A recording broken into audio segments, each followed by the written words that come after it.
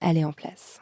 C'est la poudre. Tiens, on a découpé une femme en morceaux rue de la Bienséance à 2 pas du chat. Tiens, on a découpé une I am a feminist.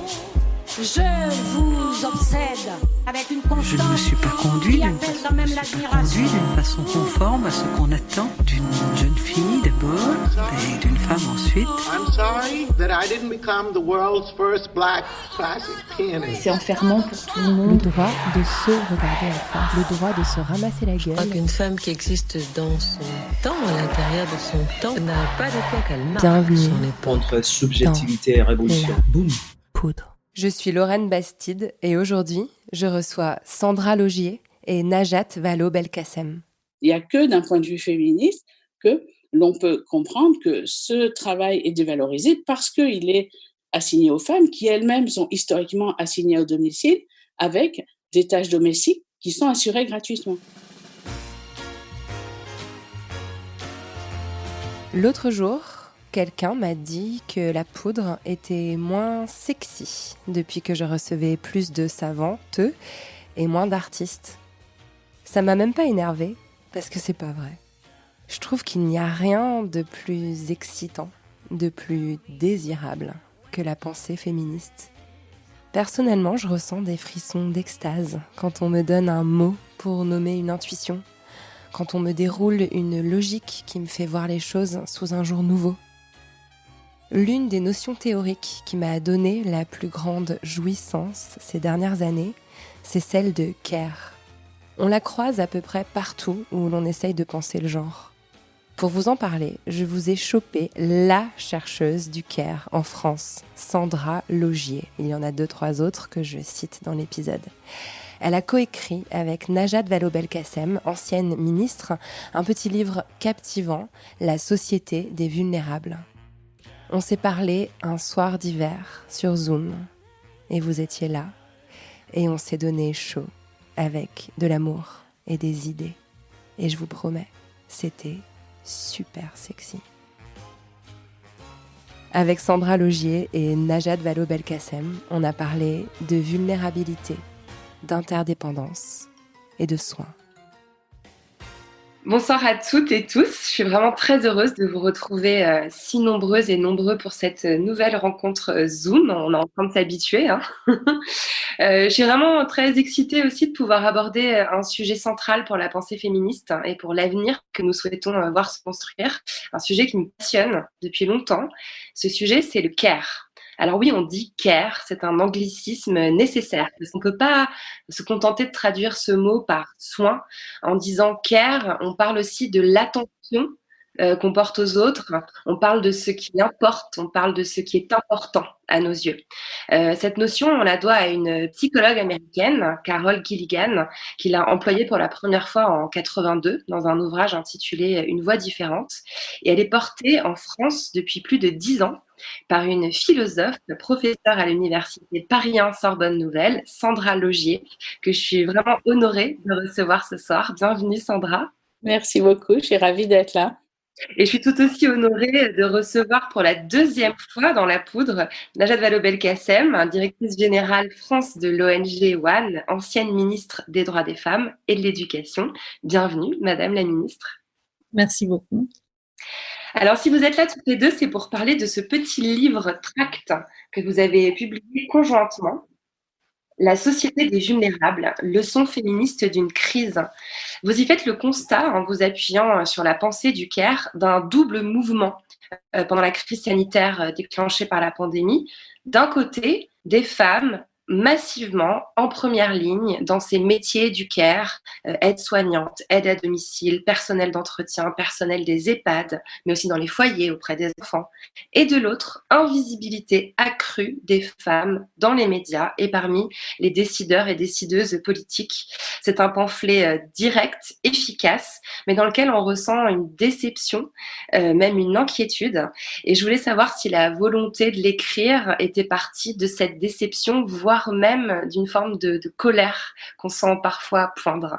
Je ne sais pas laquelle de vous deux a envie de commencer. Peut-être Sandra, je vous vois hocher la tête.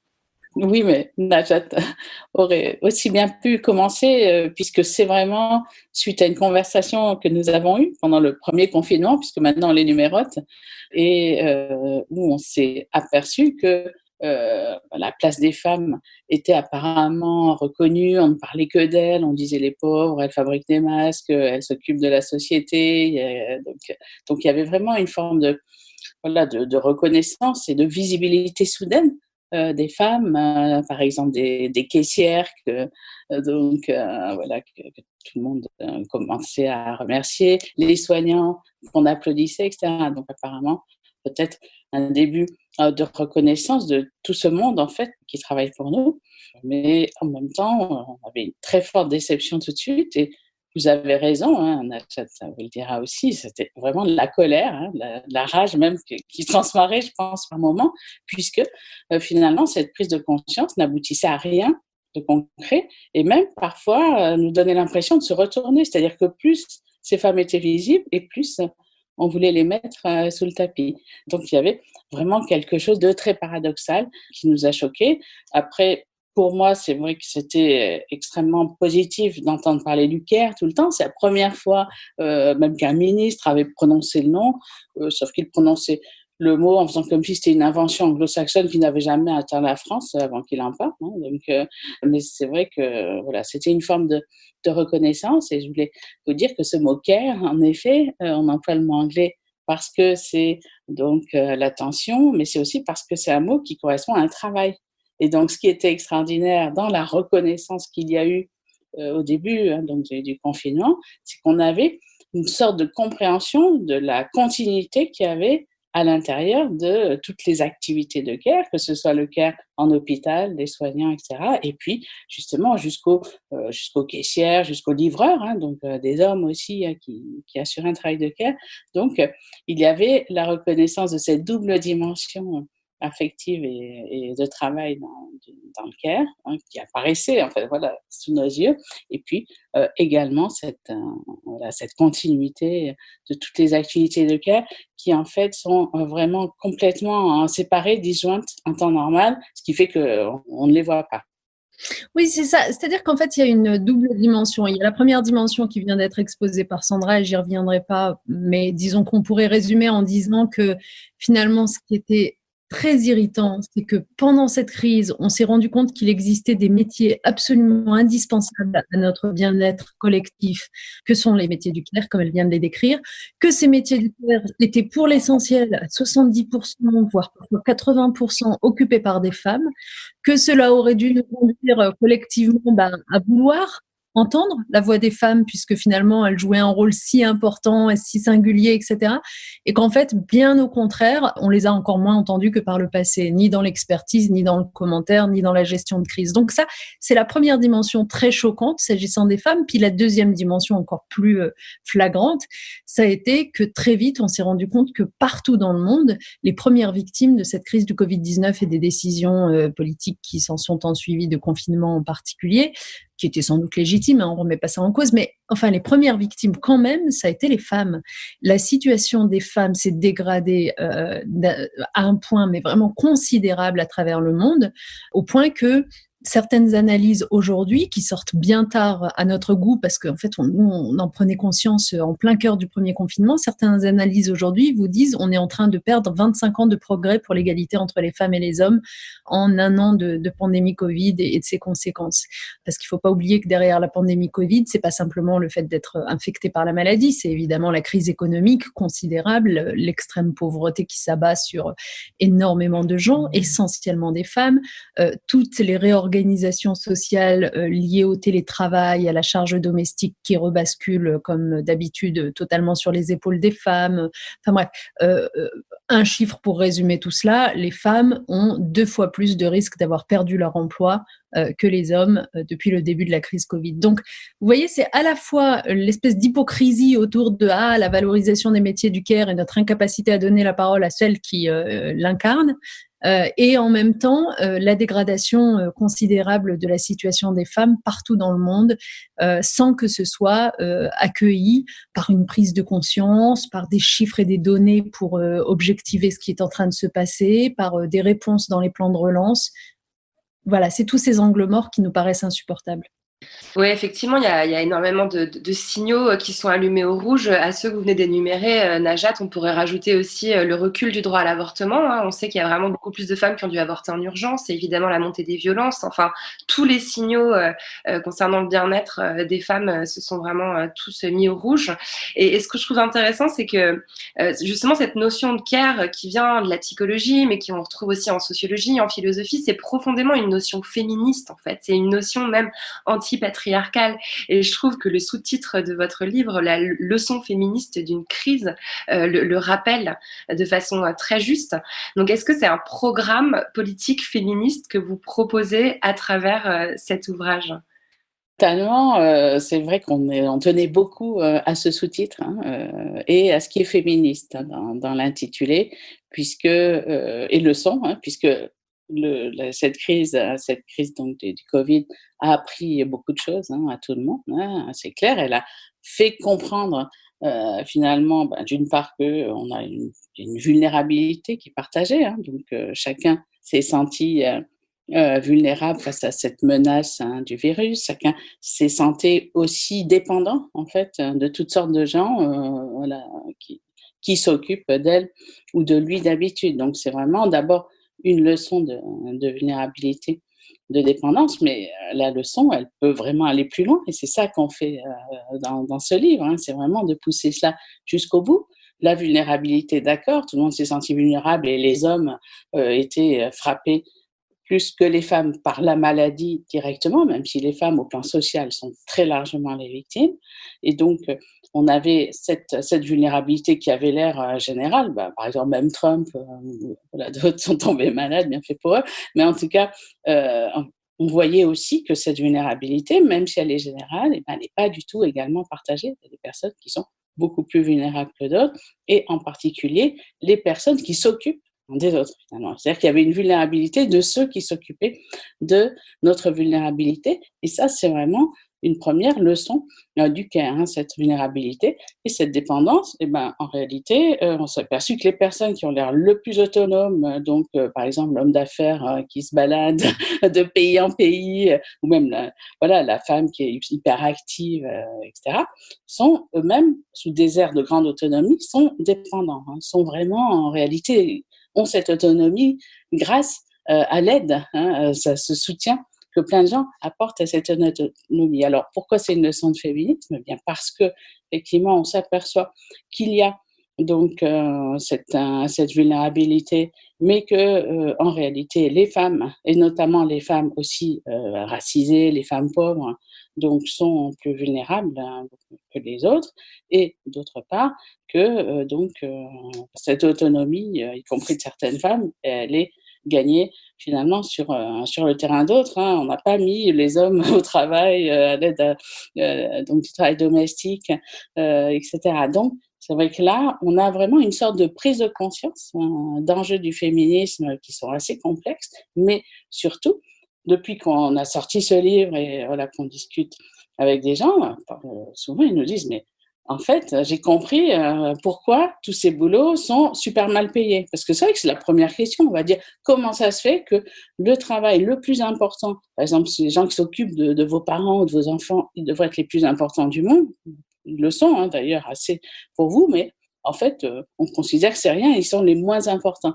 Donc, cette question-là, en réalité, elle a l'air d'être une question banale, sociale, elle a une réponse féministe, en fait. Il n'y a que d'un point de vue féministe que l'on peut comprendre que ce travail est dévalorisé parce qu'il est assigné aux femmes qui elles-mêmes sont historiquement assignées au domicile avec des tâches domestiques qui sont assurées gratuitement. Et s'il n'y avait pas cette gratuité, en fait, du travail de care, du travail domestique au départ, on n'aurait pas, en fait, cette cascade de conséquences sociales qui est donc ces salaires extrêmement bas, le manque de considération, etc. Et c'est pour ça que toutes les solutions consistent à dire on va revaloriser telle ou telle catégorie, si elles ne permettent pas en réalité de comprendre en fait les causes. Donc finalement, si on passe pas de la première vague à la deuxième vague du féminisme, en fait, ça, on n'arrive pas, on ne pourra rien faire en fait contre cette inégalité qui apparaît en fait heureusement aux yeux de tous en ce moment.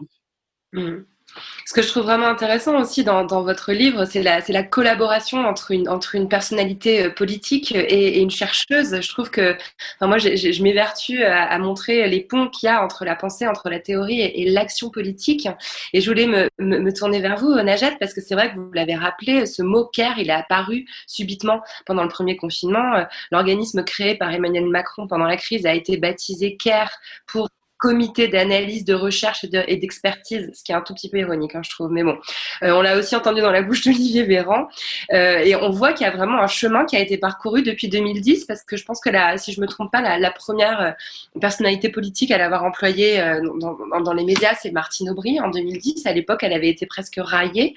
Quelle vision vous avez, vous qui connaissez bien le monde politique, Najat, de l'évolution de la perception du care? Est-ce que c'est de l'opportunisme ou est-ce qu'il y a vraiment une prise de conscience qui a eu lieu?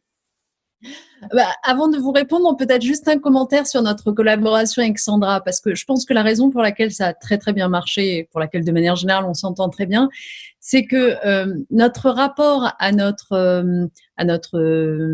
cœur de métier, entre guillemets, se ressemble. C'est-à-dire que Sandra est une philosophe, mais sa spécialité, elle en parlerait mieux que moi, mais c'est une philosophe du langage de l'ordinaire.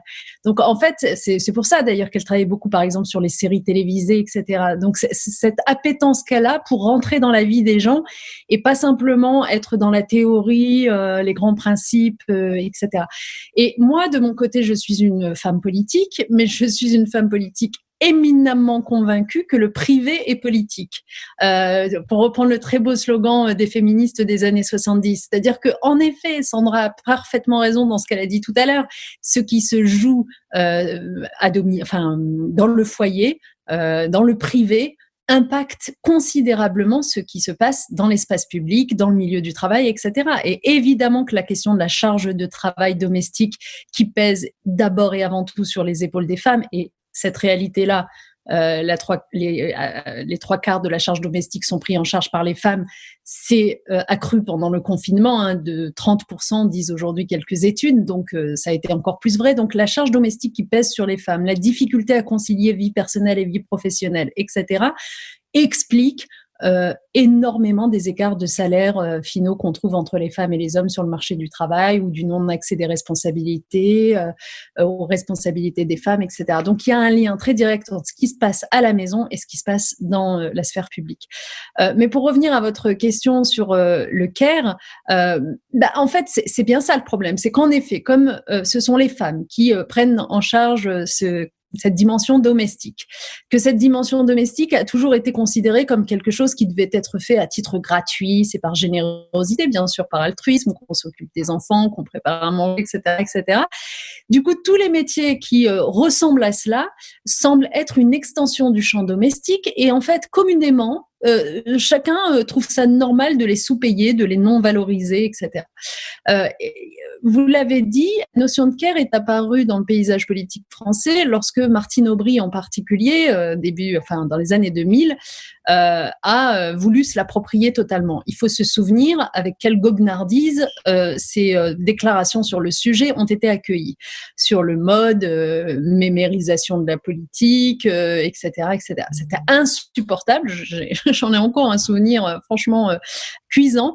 Et ce qui me frappe, moi, c'est déjà que dès lors que c'est un homme, Olivier Véran, qui remet ce sujet au centre du débat politique, on a un peu moins ce genre de réaction. Comme si le fait que ce soit un homme qui en parle, il est un peu moins suspect d'être dans des trucs pas importants, négligeables, etc. Dès que c'est une femme, vous avez ce procès qui est accolé. Deuxièmement, on pourrait considérer qu'au-delà de ce premier commentaire que j'ai fait, le temps était quand même venu de toute façon d'imposer le terme de care cette fois-ci définitivement, parce que les gens s'en rendaient compte par eux-mêmes en applaudissant le soir à leur fenêtre les personnels soignants ou les caissières, et ils comprenaient bien de quoi on parlait à travers ces métiers du soin, de l'attention, etc.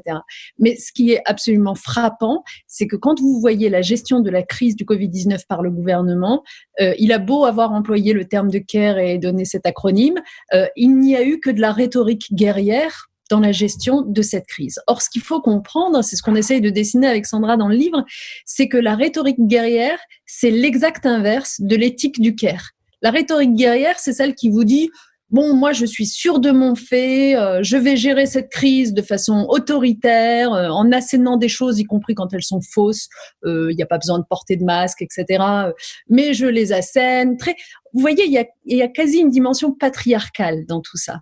À contrario, l'éthique du Caire, elle est en effet bien plus féministe. C'est le contraire du patriarcat, en quelque sorte. En cela que confère ce qui se passe avec Jacinda Ardern en Nouvelle-Zélande. La gestion de la crise va davantage être tournée vers la responsabilisation des citoyens. Il vaut mieux expliquer aux citoyens que c'est bien s'ils fabriquent des masques à domicile plutôt que de leur dire qu'il n'y en a pas besoin, y compris quand les deux pays n'en avaient pas suffisamment. Mais enfin, ce rapport aux citoyens, cette volonté de systématiquement penser aux plus vulnérables et de ne négliger aucune de ces vulnérabilités. A contrario, en France, on a commis quand même pas mal d'erreurs en se rendant compte avec beaucoup de retard de la montée des violences faites aux femmes, de la situation des plus pauvres, des files alimentaires qui s'allongeaient, de la situation des étudiants qu'on avait complètement oubliés dans leur chambre universitaire. Enfin, vous voyez, donc en fait, la rhétorique de la guerre a empêché de prendre en charge un certain nombre de choses que l'éthique du Caire aurait évidemment embrassées d'office. Et c'est pour ça qu'en fait, on dit aujourd'hui, on a besoin d'une éthique du Caire à la tête des États et dans la gouvernance, parce que les défis qui nous attendent, pas seulement la pandémie Covid, mais aussi par exemple le changement climatique, ils vont avoir besoin de ce type de réponse-là. Or, l'éthique du Caire aujourd'hui, qu'on le veuille ou pas, elle est plus portée par des femmes. Et c'est en cela que c'est une éthique féministe. Ça ne veut pas dire qu'elle le sera ad vitam aeternam. Il y a sans doute des hommes qui s'y reconnaîtront, qui se l'approprieront, qui l'aimeront, mais culturellement, nous avons été élevés dans le fait, pour les filles et les femmes, d'accorder plus d'importance à la coopération, aux soucis de l'autre, à l'attention aux plus faibles, etc. Et pour les garçons et les hommes, d'être davantage dans cette compétition et cette virilité qui rejoint parfois la rhétorique de la guerre. Voilà ce que nous cherchons à dire par l'éthique féministe. Effectivement, et je voudrais bien qu'on y revienne tout à l'heure, il y a cette espèce de petite tentation essentialiste qu'on va devoir écarter tranquillement, on va prendre le temps de le faire. Je voudrais quand même rebondir parce que en vous écoutant, je me dis c'est une éthique féministe aussi parce que c'est aussi une remise en question de la production des savoirs. Et quand on s'interroge sur l'émergence de cette notion dans le domaine universitaire, je voulais citer votre travail, Sandra Logier, mais vous avez des consoeurs avec lesquels vous travaillez régulièrement, comme Pascal Molinier ou Patricia Pepperman, qui ont vraiment travaillé à importer cette notion en France dans le milieu universitaire, dans la douleur. Ça a été très, très compliqué. Ça a pris 20 ans, 30 ans même de faire accepter cette réflexion sur les vulnérabilités, sur les travails de soins dans une université française qui est quand même très axée sur les lumières et donc sur la rationalité, l'autonomie. J'aimerais bien, Sandra Logier, si vous voulez bien, que vous nous parliez un peu de ce contexte français qui fait que c'est si difficile de penser avec ces lunettes-là, ces lunettes féministes-là. Oui, donc c'est un thème qui n'a pas été facile d'imposer dans le champ intellectuel d'abord, puisqu'on a commencé à travailler au début des années 2000 ensemble, en découvrant, d'une part, c'était la découverte du travail de Carol Gilligan, qui datait déjà des années 80, qui avait été traduit en français en 86, mais ce qui était intéressant, donc le livre Une voix différente, c'est qu'il avait été traduit tout de suite parce que c'était un énorme best-seller aux États-Unis, mais en France, ça avait fait un flop total et donc l'éditeur était vraiment rentré sous terre avec son livre. Le livre s'appelait Une voix différente et ça avait été traduit en français Une si grande différence. Ça touche à la question de l'essentialisme que vous mentionniez. Donc, dès qu'on parle en fait d'une grande différence et d'une différence entre donc les femmes et les hommes, eh bien justement il y a ce soupçon de l'essentialisme et on va toucher à l'universalisme, aux libertés, etc. Et du coup c'est fini.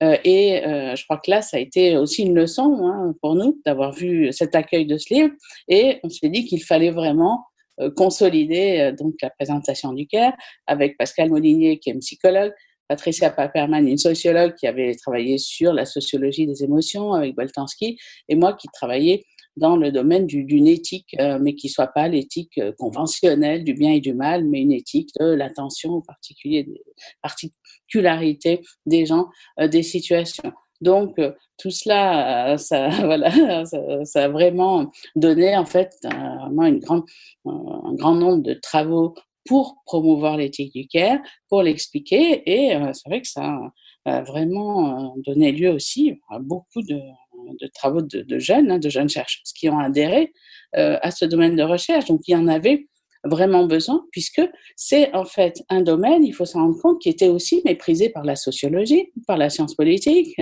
et bien sûr par la philosophie, puisque la philosophie s'intéressait à l'éthique guerrière, viriliste, en tout cas une éthique de la décision, une éthique qui allait vraiment être sur le choix du bien et du mal, et pas du tout à cette éthique de l'attention aux situations particulières. Donc chacune défendait une voie de pensée VOIE, mais aussi une voie différente dans son domaine, qui à chaque fois était subversive, puisque elle parlait d'un domaine qui était en effet sous-évalué, y compris un domaine de la pensée. C'est vrai qu'on ne s'intéresse pas en philosophie à la vie ordinaire. Il y a toujours l'idée qu'il faut dépasser cette vie ordinaire pour passer aux choses sérieuses, donc sortir de la caverne, etc.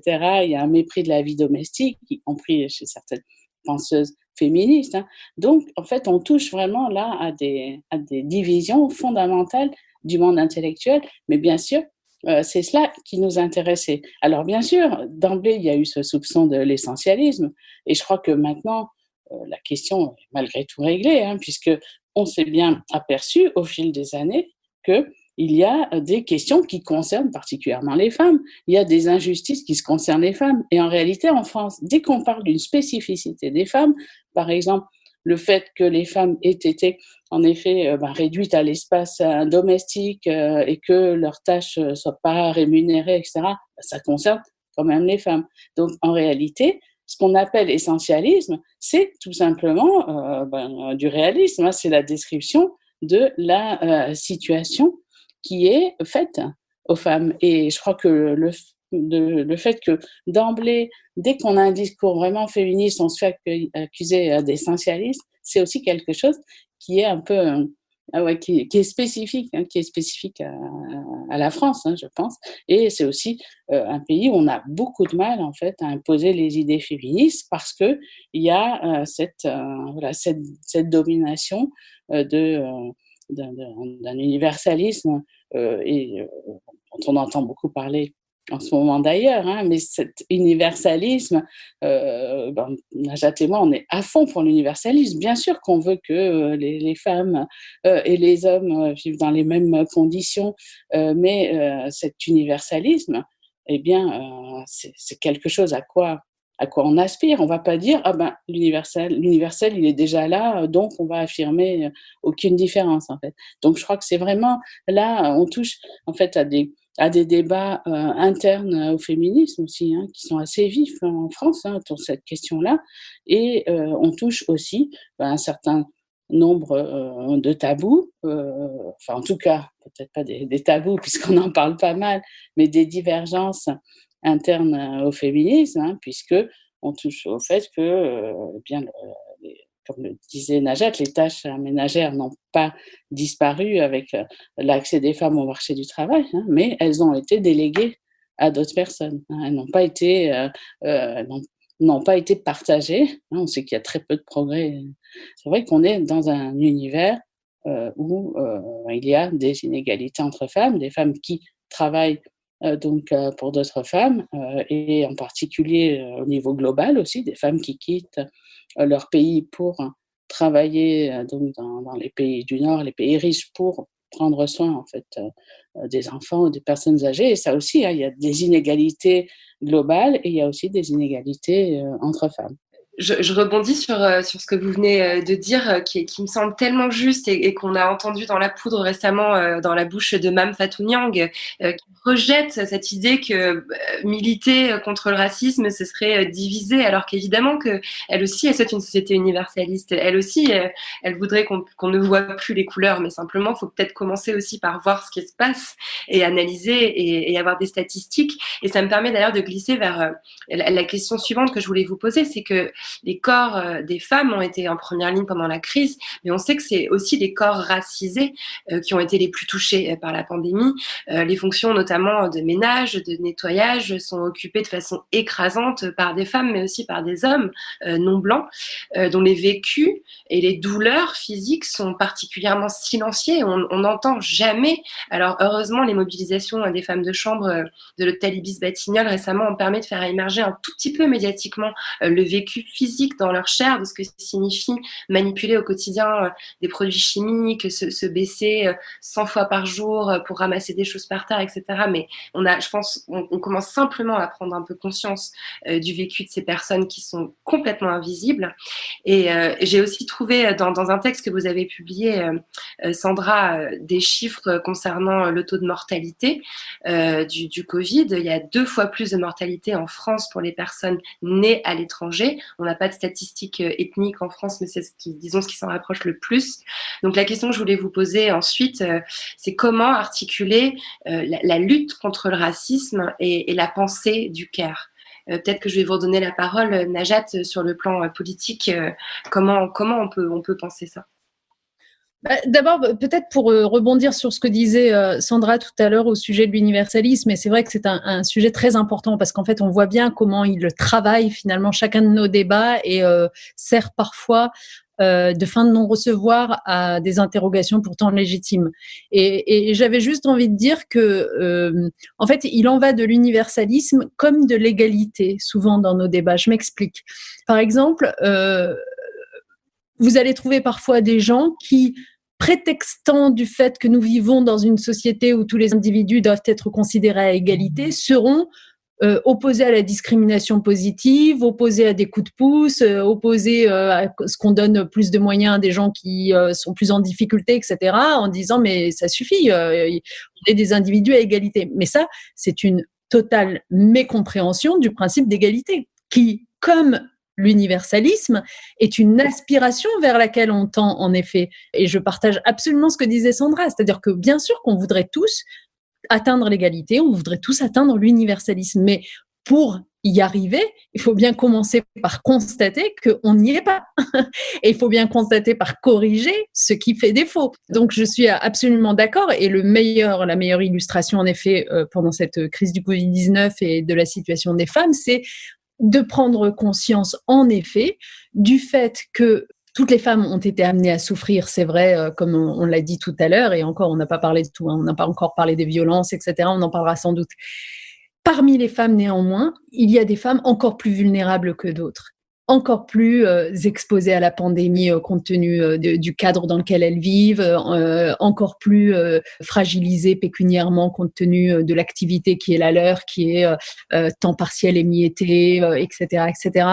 Et souvent, en effet, force est de constater que parmi les femmes qui ont ce type de conditions de vie et de travail dans les métiers du care, vous avez énormément de femmes qui sont des femmes étrangères, qui viennent d'ailleurs, et comme l'a dit Sandra, d'ailleurs, ça pose au niveau géopolitique une autre question qui est d'une certaine façon la fuite des pays pauvres vers les pays riches de bras éminemment précieux justement dans ces fonctions du care. Il y a des pays, je pense aux Philippines par exemple, qui déplorent de perdre vraiment un nombre d'infirmières considérable qu'ils ne trouvent pas au moment où éclatent des crises. Alors, il ne s'agit pas, comprenez bien mon propos, je ne suis pas en train de dire qu'il faudrait les empêcher de partir de leur pays si elles veulent partir de leur pays. Mais je dis simplement que c'est un sujet qui est souvent un angle mort des débats publics et des politiques publiques, que de réfléchir à l'angle à la fois global et dans la dimension locale à l'échelle de notre pays, au sort de ces femmes auxquelles, en effet, nous, femmes des pays riches, on a quand même délégué ce qui permet notre autonomie, c'est-à-dire la charge domestique qu'on leur refile. Certaines, d'ailleurs, parmi nous, de femmes des pays riches, finissent par s'auto-convaincre que, en réalité, on n'a plus de problème d'égalité femmes-hommes dans ce pays, puisque, regardez, on est autonome, on n'est plus bloqué par ces charges domestiques, etc., sans se rendre compte qu'en fait, ces charges domestiques, on s'en est débarrassé non pas en les répartissant mieux avec les hommes dans notre foyer, mais en les déléguant à d'autres femmes plus vulnérables, plus fragiles, et qui ont encore moins voix au chapitre. Parce que finalement, dans notre livre, ce dont il est beaucoup question, c'est quand même de qui a voix au chapitre. D'ailleurs, on fait référence au livre de Carol Gilligan, Une voix différente. Donc, si on veut une éthique du care, une démocratie qui fonctionne, il faut que toutes les voix différentes puissent s'exprimer, et notamment celles des femmes qui sont si absentes. Eh bien, qui a voix au chapitre aujourd'hui, si on reprend ces femmes très, très précaires que j'évoque, souvent d'origine étrangère, etc., femmes de ménage, gardes malades, elles ont encore moins voix au chapitre que nous autres. Et c'est pour cela que les problématiques qui sont les leurs, par exemple, l'usage de produits toxiques quand on est femme de ménage, et qui est aujourd'hui totalement avéré, beaucoup de produits posent des problèmes de santé, c'est quasiment jamais au cœur du débat public, puisqu'elles ne le portent pas dans le débat public parce qu'on leur laisse pas franchement exposer leur vie. Mais même des choses qui peuvent paraître moins graves, mais qui sont tout aussi contraignantes dans la vie, toutes ces femmes qui, du fait de leur métier, vont avoir 3-4 clients dans la journée et qui vont devoir aller d'un domicile à un autre en utilisant des transports souvent extrêmement longs, dont le temps de transport n'est pas comptabilisé dans la rémunération valorisée, qui n'ont même pas le temps de déjeuner dans la journée. Enfin, voilà, tous ces temps émiettés que j'évoquais tout à l'heure. C'est des choses qui ne sont pas dans le débat public. Il faut vraiment qu'il y ait quelqu'un de très volontariste pour les amener, mais sinon, le reste du temps, on les néglige, on les oublie. Et en fait, c'est comme ça que soudain, on se met à découvrir les corps de ces femmes, comme vous disiez, Lorraine, un peu comme au moment de la crise des Gilets jaunes. Soudain, on a redécouvert les corps des gilets jaunes, c'est-à-dire d'ouvriers, etc., qu'on voyait jamais à la télévision, et on s'est dit « Ah mais oui, au fait, la France est faite aussi de ça ». Mais c'est insupportable. Ça dit bien qu'on a un problème si on n'est pas capable d'assurer une visibilité médiatique, politique, décisionnelle à tout un pan de notre société. Si je peux juste ajouter quelque chose à ça, puisqu'on parlait de leçons, de notre côté un peu pédago, en fait, Najat et moi, c'est vrai que c'est donc des leçons féministes, mais je pense que dans ce livre, il y a aussi vraiment une leçon d'intersectionnalité. J'emploie le mot, même si, parce que justement, c'est un mot qui est souvent, voilà, très contesté en ce moment. Donc, si on revendique l'intersectionnalité, c'est comme si on était, voilà, on est à 2 pas de soutenir le terrorisme. Donc, je dois dire que notre livre, même si voilà, c'est pas central, mais on veut absolument en profiter pour vraiment réhabiliter ce concept, parce que là aussi, c'est pas de l'idéologie, c'est la réalité. Ces femmes dont on parle, qui ont assuré toutes ces tâches, eh bien, elles sont effectivement à la fois, donc c'est des femmes, elles sont racisées, elles sont pauvres. C'est ça, l'intersexualité, c'est juste cette réalité-là. Et de fait, on a aussi vu que toutes les révoltes suite à l'assassinat de George Floyd, c'était aussi en plein Covid. Hein. Bien sûr, c'est un homme, mais il était aussi en train de chercher du travail suite à la crise économique. Donc, il a aussi symbolisé en fait ce prix très lourd que payaient en fait vraiment les Afro-Américains aux États-Unis à la crise. Hein. Plus de 60% des morts du Covid parmi les soignants sont Afro-Américains. Il y a eu vraiment l'idée qu'il y avait toute une partie des gens qui étaient expendables, hein, comme on dit en anglais, qui étaient vraiment une espèce de chair à canon. Alors je suis désolée, c'est le vocabulaire guerrier, mais pour une fois, il est justifié.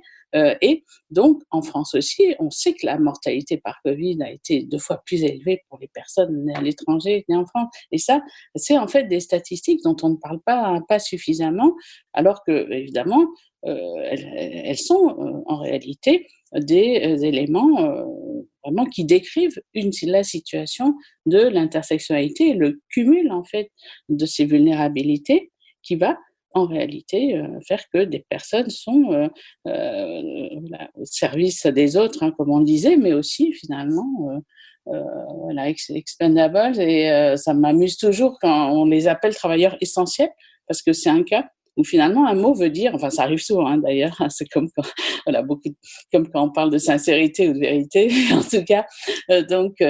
En fait, Quand on dit qu'ils sont essentiels, c'est pour dire qu'ils ne le sont pas. Donc, comme philosophe du langage, ça m'a beaucoup intéressée, vous l'imaginez.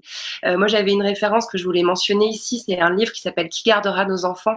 de Caroline Ibos, qui est sorti en 2012 et qui avait vraiment été un vrai déclic pour moi parce que il est très important, parce qu'en fait, il permet de comprendre aussi que cette espèce de féminisme qui pousse les femmes, en particulier les femmes issues des classes bourgeoises, des femmes diplômées, à percer le plafond de verre, à monter les échelons, le fameux lean de Sheryl Sandberg, il se fait aussi au prix de la vie de femmes souvent venues de l'hémisphère sud qui vont venir s'occuper de leurs enfants et nettoyer leur maison pendant qu'elles rentrent tard le soir de réunion. Ça, c'est vraiment important, je trouve, de le comprendre. Et souvent en laissant leurs propres enfants au pays. Et en plus, bien souvent, tout à fait, ouais, leurs propres enfants sont restés là-bas. Il y avait aussi une autre référence qui me venait à l'esprit, et je voulais vous la soumettre d'ailleurs, Sandra Logier, Judith Butler, en fait, qui se revendique pas directement du care, mais que j'ai pas mal lu récemment. Elle parle de grievable lives. Donc on le traduit en français par des vies pleurables, ce qui est pas tout à fait, je trouve, ça colle pas tout à fait à grievable, mais c'est un peu cette idée qu'il y a des vies qui méritent le deuil. Il y a des vies qu'on va pleurer et des vies qu'on considère pas dignes de deuil. Et elle parle notamment des vies des migrants qui s'abîment dans la mer Méditerranée sans même qu'on leur donne de nom ou de sépulture. Et je trouve que ça rejoint beaucoup la pensée du care. Et je voulais enchaîner sur l'écologie, parce que finalement, vous avez toutes les deux bien démontré à quel point, quand on commence à réfléchir sur le care, on réfléchit de manière globale. Et moi, je trouve qu'il y a des évocations de l'écoféminisme dans votre réflexion. Est-ce que c'est une pensée dont vous vous sentez proches toutes les deux ? Ce qui est insupportable avec l'écologie, un peu comme avec tout ce qu'on dit depuis le début, c'est que ça fait des années, des décennies qu'on sait que les premières victimes des grandes catastrophes écologiques, précisément, ce sont les femmes. Et franchement, ça, il y a quelques rappels à avoir pour en prendre conscience. Quand vous prenez, par exemple, le tsunami qui a eu lieu en Indonésie, je crois que c'était en 2004, les 3/4 des victimes étaient des femmes. Quand vous prenez l'ouragan Katrina qui a ravagé la Nouvelle-Orléans un an plus tard, en 2005, l'essentiel des victimes, c'était des femmes et des femmes afro-américaines et leurs enfants. Et puis vous en avez plein d'autres d'exemples comme ça. Ah si, il y a aussi le gros cyclone au Bangladesh au début des années 90. Là, c'était 5 fois plus de femmes ont été tuées parmi les victimes. Bon, et en fait, si vous voulez, quand vous prenez des exemples comme ça, d'abord il faut s'intéresser au pourquoi. Et en fait, c'est assez évident. Pourquoi il y a plus de victimes femmes ? Parce que ce sont elles qui s'occupent des enfants, des personnes âgées, donc qui sont retenues auprès de ces personnes encore plus vulnérables au moment où il faudrait prendre des dispositions, fuir. Ce sont elles qui sont empêtrées dans des habits incommodes. Ce sont elles à qui on n'a pas appris à nager ou à monter aux arbres quand il faudrait essayer de se sauver. Bon, donc du coup, je disais, ce qui est vraiment très compliqué avec cette question climatique et écologique, c'est que, on sait que les premières victimes sont des femmes. 2, quand on s'intéresse un peu à qui, à l'échelle de la Terre, fait le plus pour préserver l'environnement, précisément, on se rend compte que ce sont les femmes. Donc, elles sont victimes et pourtant, ce sont elles qui pourraient être des solutions. Et alors ça vaut partout. Ça vaut dans les pays les plus en développement, dans le rapport à la terre, etc. Mais ça vaut y compris dans nos pays plus riches, dans lesquels, quand vous interrogez les hommes et les femmes sur leur habilité à consommer durable, à recycler, etc., vous vous rendez compte que les femmes sont beaucoup plus sensibles que ne le sont les hommes aujourd'hui sur ces questions-là et qu'elles font déjà plus. Donc, première victime, actrice du changement, et pourtant, et on en vient toujours au même constat, et pourtant ce ne sont pas elles qu'on entend. Alors vous allez me dire, mais ces dernières années, on a beaucoup entendu Greta Thunberg, etc. C'est vrai, il y a peut-être en effet un petit déclic qui est en train de se faire du côté des jeunes, très jeunes femmes, et il n'en reste pas moins que force est de constater que les femmes qui sont dans ce rapport très quotidien à la nature, à l'environnement, etc., on les entend pas. La vérité, c'est que quand on parle d'environnement, c'est encore trop souvent un discours sur la biodiversité, les grands espaces naturels, etc., qui est essentiellement un discours masculin et qui ne tient pas compte justement de cet écoféminisme, c'est-à-dire de ce rapport, de cette façon de faire écologie, de façon très modeste dans le rapport à l'environnement. Et donc, oui, pour terminer mon propos, c'est sûr qu'on ne sait pas si on va encore connaître d'autres pandémies. On croise les doigts pour que ce soit plus le cas, mais rien ne nous en préservera si facilement. En revanche, ce dont on est absolument sûr, c'est qu'on va connaître des dégradations environnementales liées au changement climatique et de toute nature, inondations, canicules, tsunamis, etc. On va en connaître. Donc, est-ce que, une fois qu'on a fait ce constat du fait que les femmes sont les premières victimes, qu'elles auraient un rôle à jouer, est-ce qu'on change quelque chose ou est-ce qu'on reste comme on est aujourd'hui? Et donc, je pense que l'écoféminisme, en fait, ça aide à changer déjà la perception des choses et puis ensuite à conclure qu'il faut que des femmes soient décisionnaires, évidemment, dans tous ces pays sur ces questions. C'était effectivement une question que je gardais pour la fin, mais on est presque à la fin. Est-ce qu'une bonne façon d'accéder à une véritable éthique du care dans les États, ce serait d'avoir plus de femmes en politique? Juste un mot encore sur l'environnement, parce que je trouve que c'est vraiment central et on en parle dans le livre, puisqu'il y a aussi cette façon, en fait, dans l'utilisation de l'environnement, de tenir pour acquis et de considérer que les ressources de la Terre, elles sont là à disposition des pays riches. C'est vraiment la même attitude, en fait, qu'on dénonce avec l'éthique du care, l'idée que finalement, voilà, il y a des gens ou des choses qui sont à disposition. Et donc, ça rejoint vraiment notamment tout le mouvement en ce moment contre l'extractivisme, donc avec cette idée que voilà, on va extraire toutes ces ressources, et je crois que c'est vraiment une attitude morale, en fait, qui nous intéresse, voilà, qui nous intéresse beaucoup, bien sûr, dans cette distinction. Alors justement, ce qui nous avait énervé aussi pendant le confinement, c'était quand on disait on voit des animaux, c'est formidable, la nature reprend ses droits. Enfin, il y avait toujours un petit reportage là-dessus, comme si la nature c'était cela, alors que justement l'environnement c'est vraiment cette action ordinaire quotidienne. Et donc bien entendu, ça c'est aussi une question politique, puisque l'attention à l'environnement donc en tant que activité ordinaire quotidienne et pas uniquement espèce d'écologisme par hélicoptère, donc c'est vrai que c'est quelque chose qui est extrêmement important. Après, bien sûr, pour ce qui est des femmes politiques, la question pour nous dans le livre, c'était vraiment la question de la démocratie aussi. Pourquoi les femmes n'ont pas eu de la parole dans ce confinement, et encore maintenant, en réalité, les personnes les plus concernées donc n'ont pas eu du tout la parole et n'ont pas été considérées comme compétentes, parce que c'est la compétence, en fait, liée à toutes ces activités qui est pour nous centrale. Et donc, bien entendu, c'est très important, en fait, d'avoir un changement politique, mais qui ne peut être engagé que par des femmes qui non seulement sont des femmes, on sait que ça suffit pas, mais sont en réalité féministe. Et là-dessus, je pense que Najat a beaucoup de choses à dire aussi. Je lui laisse la parole. Je ne sais pas si j'aurais plus de choses à dire que toi. En fait, j'ai envie de te répondre. Pardon, du coup, je me mets à tutoyer Lorraine. Mais tu donnes envie qu'on te tutoie, Lorraine. Donc, j'ai envie de te répondre. Ouais, là, franchement, il est grand temps qu'une femme arrive au pouvoir et une femme porteuse de l'éthique du care. Donc, parce que en fait, ce qui est absolument dingue, c'est que pour reprendre cette opposition entre rhétorique guerrière et puis éthique du care, c'est que ces dernières années, dans nos pays, je dis nos pays, c'est pas que la France, dans nos pays, s'est installé un mode de débat public très guerrier, justement, qui fait que, en fait, beaucoup de femmes en étaient exclues parce que beaucoup de femmes sont juste pas comme ça, et que les seules femmes qui, finalement, se hissaient à la hauteur de ce débat public très polarisant, très noir ou blanc, etc. C'est des femmes qui acceptaient finalement d'endosser ce caractère un peu guerrier et qui d'ailleurs en payent le prix. Pour celles qui sont bien intentionnées, on va dire, les combattantes. Enfin, je veux dire, on en a toutes des exemples en tête. Elles en payent le prix parce qu'elles sont carrément harcelées sur les réseaux sociaux, etc. Enfin, tout ça est d'une violence considérable. Puis après, vous avez d'autres femmes, Marine Le Pen, etc., à qui la rhétorique guerrière va bien parce que ça correspond de fait à ce qu'elle défend. Bon, donc du coup, en fait, nous, ce qu'on voudrait, c'est que cette rhétorique guerrière soit remplacée par autre chose, par cette éthique du Caire. Force est de constater qu'aujourd'hui, c'est plutôt des femmes qui la portent.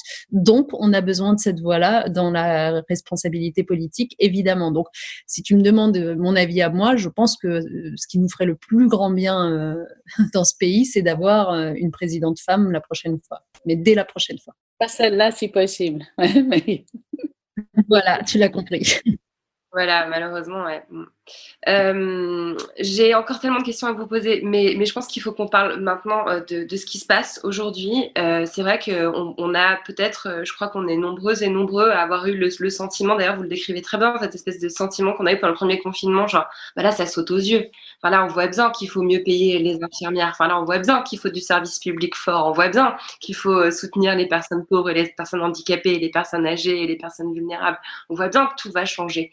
Et en fait, non. C'est quand même hallucinant, c'est-à-dire que non seulement rien n'a changé, mais je trouve que l'espèce de rhétorique guerrière, le « nous sommes en guerre » qui a été lancé mi-mars par Emmanuel Macron, résonne à nous en donner mal à la tête, et qu'aujourd'hui, chaque annonce gouvernementale est une annonce de répression, de surveillance, de sanctions, de fermeture, d'interdiction. Enfin, on est vraiment dans un espèce d'état qui, moi j'ai pas peur d'employer le mot totalitaire, et j'emploie même parfois un mot un peu plus violent que je veux pas vos oreilles aujourd'hui.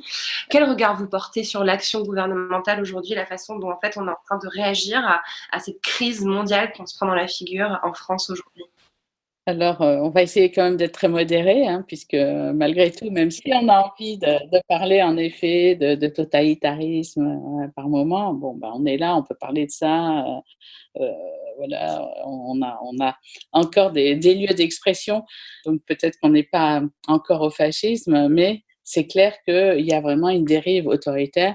C'est vrai que, bon, j'ai jamais été fan du président actuel, mais c'est vrai que quand il est arrivé, on se disait, comme c'est le mec super libéral, peut-être que même s'il est libéral au plan économique, on aura peut-être l'avantage d'avoir une espèce de progressisme dans les idées. Et là, ben, on voit que c'est absolument tout le contraire, hein. C'est ça que je trouve vraiment effrayant. Et ce qui est évidemment, pour moi, en tant qu'universitaire, hein, aussi, le plus inquiétant, c'est cette volonté. Alors, il y a beaucoup de signes, hein, très, très inquiétants, et on pourrait parler des lois qui vont évidemment restreindre toutes sortes de libertés. Mais s'il faut choisir, je suis évidemment inquiète de cette volonté de contrôler les contenus de ce qui va être enseigné à l'université, d'interdire aux étudiants de se réunir, ce qui est vraiment très contraire en fait à toutes sortes de traditions, hein, de liberté académique, et également d'ailleurs toute cette répression dont on parle moins, justement des recherches, des études sur le genre, hein, qui est quand même quelque chose qui existait déjà au Brésil, hein, de façon massive, pas mal aux États-Unis, hein, Trump évidemment antiféministe mais aussi anti-genre, et puis bien sûr aussi en Hongrie. Mais là, on sent, enfin moi, ça m'inquiète beaucoup, et c'est vrai que je pense que quand on pense à tout le travail qu'a accompli Najat dans cette direction aussi, je crois qu'il y a vraiment de la part de certaines autorités ministérielles dans ce pays, une volonté extrêmement répressive par rapport à, disons, la recherche sur le genre, l'intersectionnalité, mais aussi tout simplement la pensée critique. Et je ne le dis pas juste pour me plaindre de cela, c'est aussi parce que c'est le début de la fin, en fait, en général, hein. C'est très inquiétant quand on attaque la critique intellectuelle, la culture, hein, qu'on s'en prend à ces personnes, parce que c'est vraiment une façon de fragiliser la société qui a déjà été extrêmement fragilisée dans son tissu social et dans ses institutions de care, justement, les hôpitaux, l'école, les associations. Et donc, il y a une fragilisation. Mais quand on commence en fait à s'en prendre aux intellectuels comme s'ils étaient dangereux, je pense que là, on est en fait sur une très, très mauvaise pente. Et je ne pense pas seulement à ce qui se passe maintenant, mais bien sûr, vraiment, je pense au XXe siècle. Hein, donc oui, je suis assez négative là-dessus. Oui, non, mais je ne sais pas si mon propos te surprendra, mais moi, je Moi, je trouve que ce gouvernement, honnêtement, sur ces questions de liberté publique, a un atavisme de droite, quoi. Enfin, et qui est extrêmement problématique. C'est-à-dire qu'on avait cru qu'on allait pouvoir se rejoindre quand même sur des grands principes républicains avec lui, etc. Et en fait, on a été surpris, honnêtement, par la facilité avec laquelle il a épousé des thèses qui sont... Parce qu'aujourd'hui, j'imagine, Lorraine, que quand tu demandes ça, tu as en tête les sujets d'actualité, l'article 24 de la loi sécurité globale, des choses comme ça.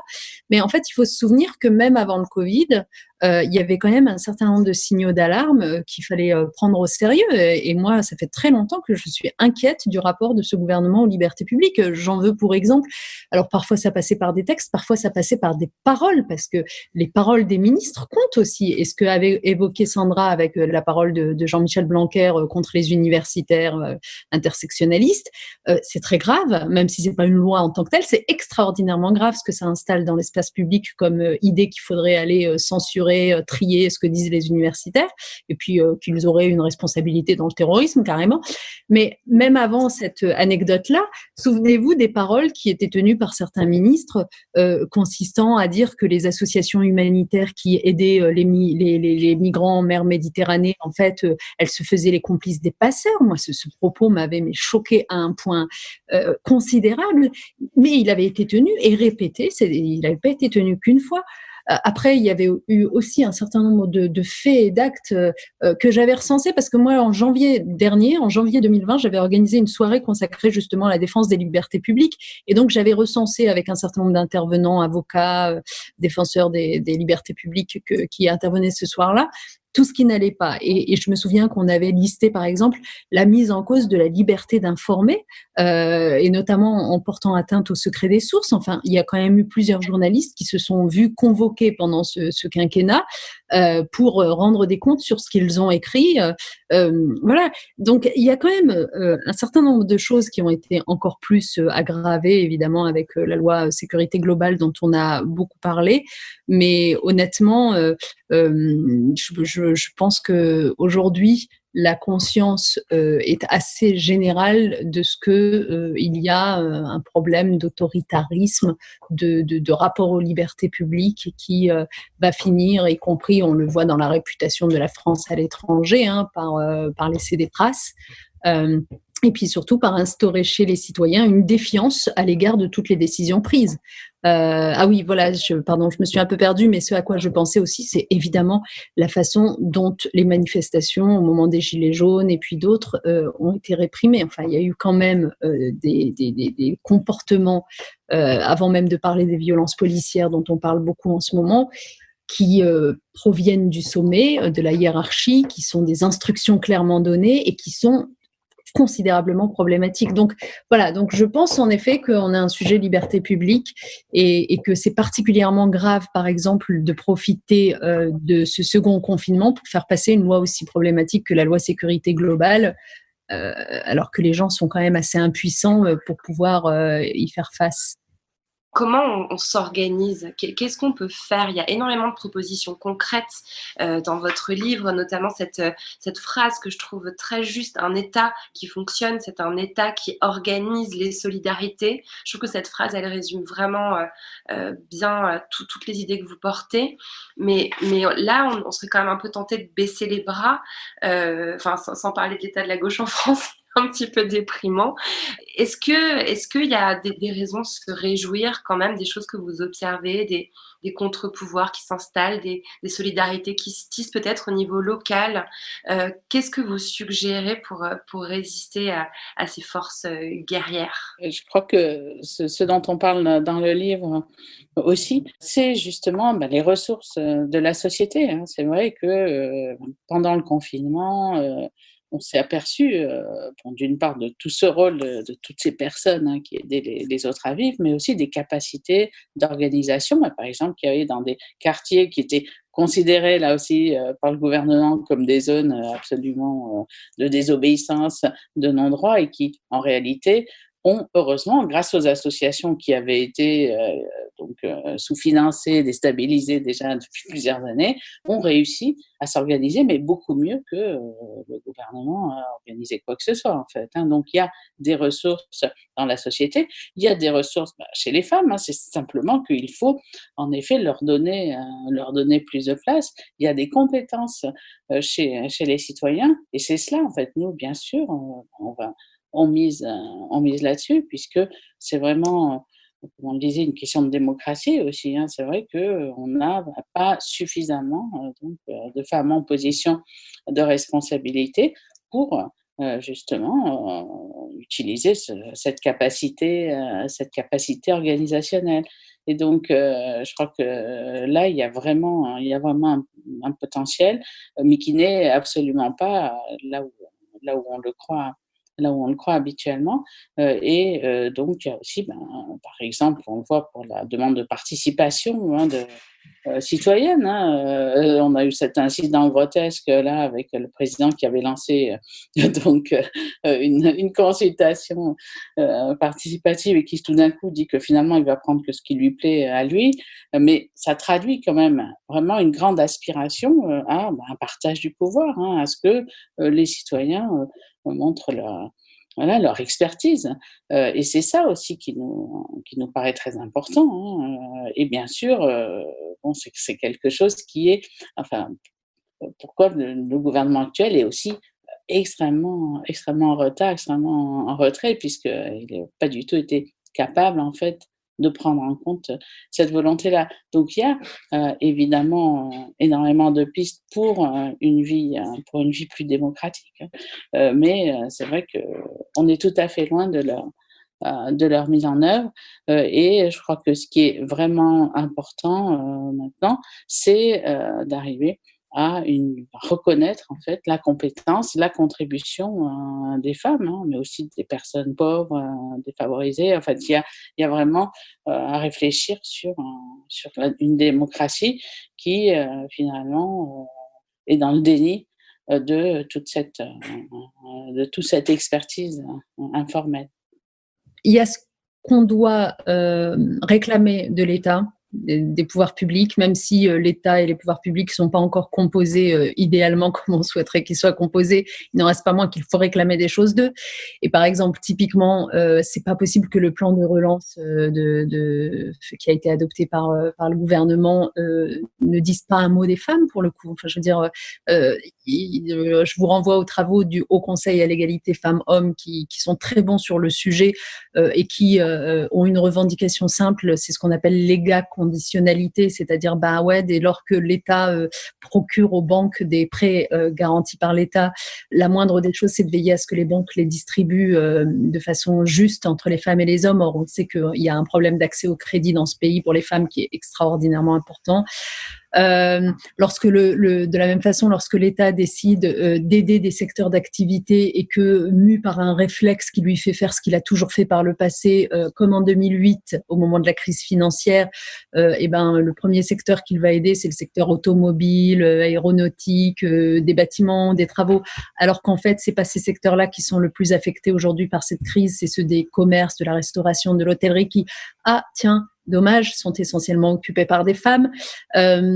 Donc, en fait, c'est ça, il faut vraiment réclamer de l'État qu'il ait une dimension genre dans sa réflexion sur tous les plans qu'il adopte et que ce soit systématique. Ça, donc, c'est ce qu'on peut réclamer de lui. Et pour ce faire, pour arriver à ça, évidemment, l'autre chose à réclamer, c'est que partout, il y ait de la donnée sur le genre. On manque de données. Enfin, c'est insupportable. Sandra et moi, quand on a écrit notre livre, vraiment pour trouver des chiffres, pour venir illustrer des réalités empiriques qu'on constatait partout autour de nous, mais c'était d'une telle complexité et encore aujourd'hui, donc on a besoin de données. Et enfin, ça c'est ce qu'on peut réclamer du gouvernement et des autorités. Et ensuite, il y a ce dont est faite la société aujourd'hui.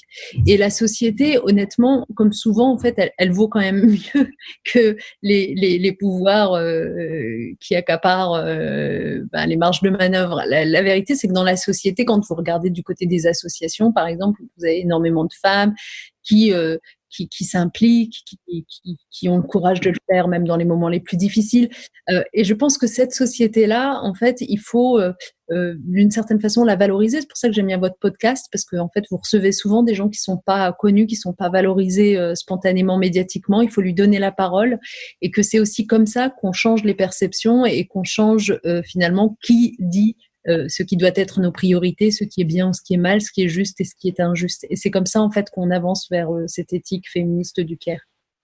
Merci pour cet hommage, il me touche beaucoup et c'est complètement ma démarche.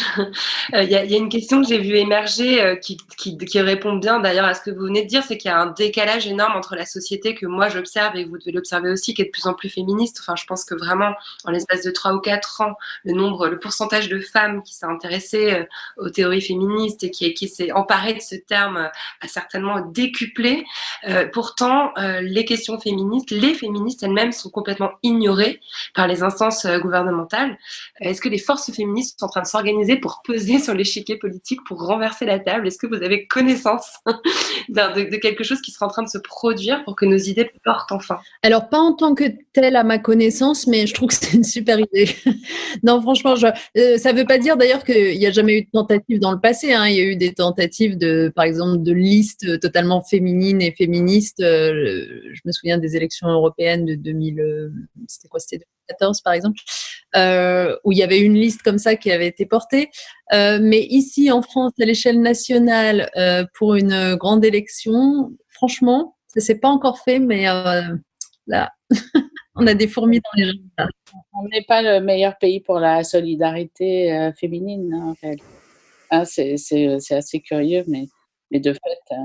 et d'ailleurs, beaucoup de femmes qui sont des figures importantes et qui se prétendent d'ailleurs parfois féministes sont absolument pas solidaires en fait des autres femmes. Donc, je crois que là, il y a vraiment aussi une forme d'éducation collective à avoir. En fait, je voulais aussi répondre à une autre question qui nous a été posée parce que ça me titille, bien entendu. Je crois qu'il faut vraiment pas que donc les personnes qui nous écoutent croient qu'on est là pour culpabiliser les femmes qui embauchent d'autres femmes qui ont des femmes de ménage, etc. C'est absolument pas le propos.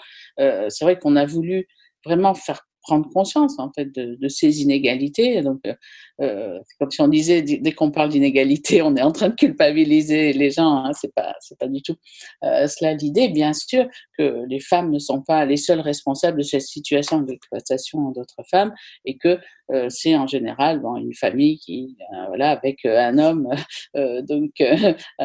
qui embauche des personnes. Simplement, on sait d'ailleurs que ce qu'on appelle la charge mentale du recrutement, de payer aussi les employés, c'est toujours pour les femmes. Hein. Donc, dans ce système-là, qui est un système d'exploitation, en effet, par une famille, déjà, la femme est de toute façon dans ce rôle, qui est toujours dans une sorte de mauvais rôle, mais évidemment, ça ne fait pas du tout disparaître.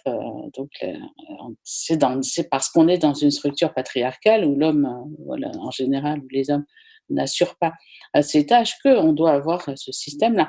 Je sais que je travaille sur les séries télévisées, donc c'est vraiment comme dans The Handmaid's Tale. Hein, bien sûr que les femmes vont exploiter d'autres femmes, hein, y compris pour la maison ou pour la reproduction, mais ce qui est en haut du système, c'est des hommes. Hein. On va pas tarder à se séparer. Je vais vous poser à chacune la question que je pose traditionnellement à mes invités. Ce sera la deuxième fois pour vous, Najat, du coup. Sandra Logier, si je vous dis la poudre, ça vous évoque quoi? Écoutez, j'adore parce que évidemment, il y a le côté évidemment glamour, mais le côté explosif aussi, en fait. Hein, donc, j'aime bien, si c'est une analyse du mot, bien sûr, hein, je trouve ça absolument passionnant. Et puis, par ailleurs, c'est vrai qu'on a, en réalité, hein, comme le disait Najat, on a vraiment très peu de lieux qui soient réellement féministes. Hein. C'est vrai que c'est là, on est entre nous, on a l'impression que c'est évident, mais c'est hyper protégé. Dès qu'on est dans un environnement où on s'exprime, que ce soit sur Internet, à la radio, il y a toujours en fait normalement une forte hostilité au féminisme. Hein, le féminisme est toujours vu comme une mauvaise chose, quelque chose qu'il faut absolument défendre. Et donc, un cadre Donc où on peut vraiment être féministe sans honte. Pour moi, je trouve ça absolument extraordinaire et ça nécessite en effet de faire parler toute la diversité des femmes. Donc voilà, et c'est vrai que pour le CAIR, parce qu'il y avait une question en marge qui disait est-ce que j'ai des divergences avec des chercheuses comme Fabienne Brugère, Patricia Parperman, mais non, on travaille sur le CAIR. C'est vrai que c'est un domaine où en fait il y a une très grande solidarité, une complémentarité surtout. C'est-à-dire que en fait les recherches qu'une femme peut y arriver toute seule, c'est toujours en travaillant avec d'autres. Donc c'est pour ça aussi que ça a été une telle joie pour moi de travailler avec Najat. En fait, c'est vrai qu'il y a cette complémentarité, il y a vraiment ce travail, cette recherche aussi, une recherche intellectuelle commune. Et je crois que ça, c'est quelque chose qui, malgré tout, n'est pas forcément faisable autrement qu'entre femmes. Je ne veux pas sombrer dans l'essentialisme comme on nous en accuse parfois, mais en réalité, ce type vraiment de coopération vraiment à égalité, en fait, c'est vraiment quelque chose qui est propre aux échanges entre femmes. Je suis bien d'accord. Najat, vous avez une nouvelle interprétation à nous donner de la poudre? Justement, en écoutant Sandra, je me demandais quelle avait été la réponse que j'avais faite il y a donc, je sais plus, il y a 3 ans maintenant, n'est-ce pas, Lorraine? Je devais être l'une des toutes premières intervenantes chez vous. Et vous étiez encore ministre, j'étais venue vous interviewer au ministère, j'étais très impressionnée à l'époque. Mais du coup, en fait, à l'époque, je connaissais pas encore bien votre podcast qui en était à ses débuts et c'est ce que je disais tout à l'heure. En fait, je l'ai vraiment découverte ces dernières années. Sincèrement, c'est pas du tout pour vous faire plaisir ou vous brosser dans le sens du poil, mais je trouve ça absolument unique. En fait, l'instrument que vous avez créé, je le trouve de qualité, je le trouve engagé, je trouve qu'il permet de découvrir des gens formidables. Je trouve que vous-même, vous êtes totalement saisi du sujet, vous faites pas semblant, c'est impressionnant, ça fait beaucoup de bien. Donc en fait, j'ai envie de vous répondre, la poudre, ce serait, allez, je vais prendre une image très féminine pour le coup, pour pousser dans l'essentialisme. Vous savez, la poudre qu'on se met sur le visage, c'est agréable avec ce gros pinceau, c'est cocon, on se sent entouré. C'est chaleureux, c'est généreux. Donc, c'est comme ça que je vous vois maintenant. Donc, pas le côté explosif. Moi, j'aime les deux. Mais c'est les deux. En tout cas, vraiment, l'idée, c'est pas de susciter un tel hommage à mon podcast, mais ça me touche énormément et je trouve qu'en ces temps, ça fait du bien aussi de recevoir de la solidarité et de l'amour. Donc, merci. Et merci à toutes les deux. Merci pour votre travail. Merci pour ce livre qui est vraiment important. Ça se lit rapidement. Il est pas cher. C'est vraiment un tract. Il est fait pour être comme un tract. Donc, lisez-le, diffusez-le. Et merci à toutes les deux encore, Sandra et Najat. Merci. Bon, je vais préparer à manger pour mes enfants. Prenez bien soin de vous. À bientôt.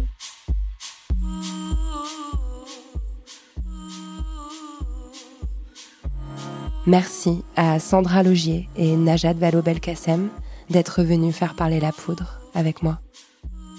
La poudre est un podcast produit par Nouvelles Écoutes. Merci à Aurore Meyer-Mailleux pour la réalisation, à Gaïa Marty pour la programmation, la prise de son et le reste. Au mixage aujourd'hui, Marion Emery. Merci à Bonnie Banane pour sa chanson dans le générique. Merci à vous pour l'écoute. On se retrouve sur Internet, Instagram, Twitter, Facebook. La poudre est partout.